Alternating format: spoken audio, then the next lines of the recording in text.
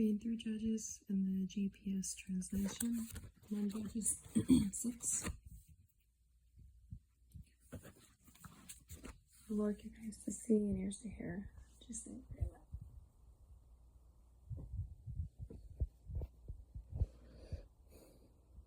Then the Israelites did what was offensive to the Lord, and the Lord delivered them into the hands of the Midianites for 7 years. The hands of the Midianites prevailed over Israel, and because of Midian and Israelites, and because of Midian, the Israelites provided themselves with refuge in the caves of and strongholds of the mountains. After the Israelites had done their sowing, Midian, Amalek, and the Canaanites would come up and raid them. They would attack them, destroy, and produce of the land all the way to Gaza, and leave no means of sustenance in Israel, not a sheep or an ox or an ass. For they would come up with their livestock and their tents, swarming as a thick locust. They and their camels are innumerable. Thus they would invade the land and ravage it. Israel was reduced to utter misery by the Midianites, and the Israelites cried out to the Lord. When the Israelites cried out to the Lord on account of Midian, the Lord sent a prophet to the Israelites who said to them, "Thus said the Lord, the God of Israel, I brought you out of Egypt and freed you from the house of bondage. I rescued you from the Egyptians and from your oppressors. I drove them out before you and gave you their land.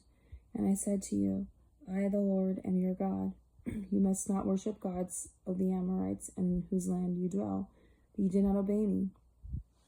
An angel of the Lord came and sat under the terebinth of Ephraim, which belonged to Judah and Abizarite.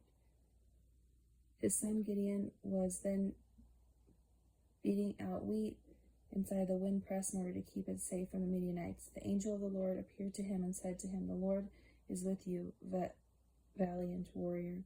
Gideon said to him, Please, my Lord, if the Lord is with me, why has all this befallen on us? Where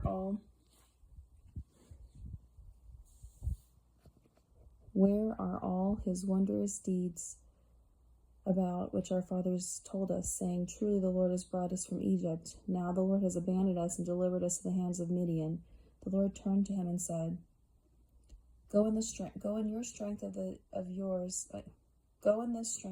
and deliver Israel from the Midianites. I herewith make you my messenger. He said to him, Please, my Lord, how can I deliver Israel? Why my clan is the humblest of Manasseh, and I am the youngest in my father's household. The Lord replied, I will be with you, and you shall defeat Midian to the man. And he said to him, If I have gained your favor, give me a sign that you who are speaking to me, that it is you who is speaking to me. Do not leave this place until I come back to you and bring out my offering and place it before you. And he answered, I will stay here until you return. So Gideon went and prepared a kid and baked unleavened bread and an ephah of flour. He put the meat in the basket and poured the broth into a pot, and he brought them out to him under the terebinth. As he presented him, the angel of God said to him, Take the meat and the unleavened bread, put it on yonder rock, and spill the broth. He did so. The angel of the Lord held the staff he carried and touched the meat and unleavened bread with the tip. The fire sprang up from a rock, consuming the meat and unleavened bread, and the angel of the Lord vanished from the sight. Then Gideon realized that it was an angel of the Lord, and Gideon said, Alas, O Lord God, for I have seen an angel and the Lord face to face. But the Lord said to him, All is well, have no fear, you shall not die. So Gideon built their altar to the Lord and called it Adonai Shalom. To this day it stands in Ephraim of the Abizarites.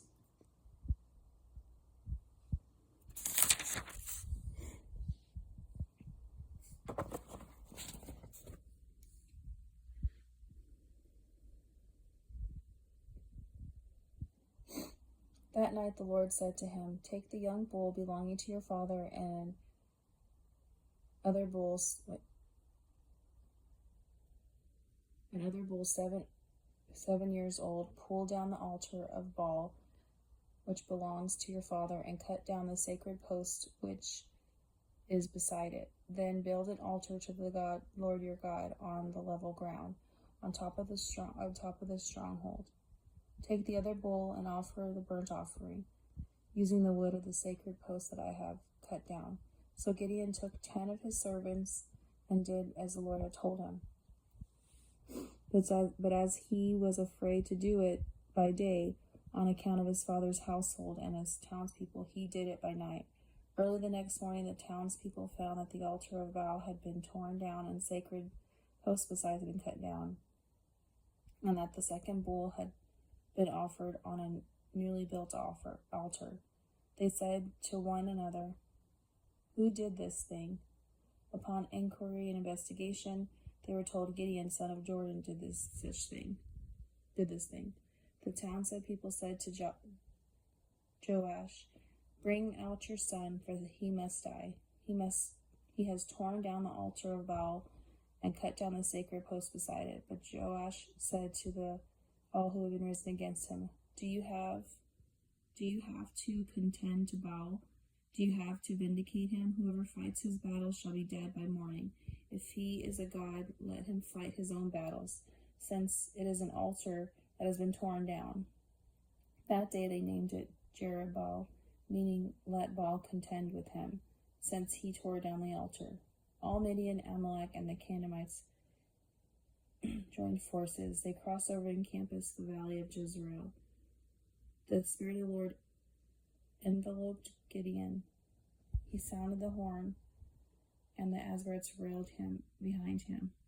And he sent messengers through Manasseh, and they too railed him. He then sent messengers through Asher, Zebulun, and Naphtali, and they came up to meet the Manassites. And Gideon said to God, "If you really intend to deliver Israel through me, as you have said, here I place a fleece of wool on the threshing floor. If dew falls only on the fleece and all the ground remains dry, I shall know that you will deliver Israel through me, as you have said." And this is what happened. Early the next day, he squeezed the fleece, he squeezed the fleece and wrung out the dew from the fleece. A bowl full of water. The Gideon said to God, "Do not be angry with me if I speak just once more. Let me make just one more test of the fleece. Let the fleece alone be dry while the dew all over the ground." God did so that night. Only the fleece was dry, while there was dew all over the ground.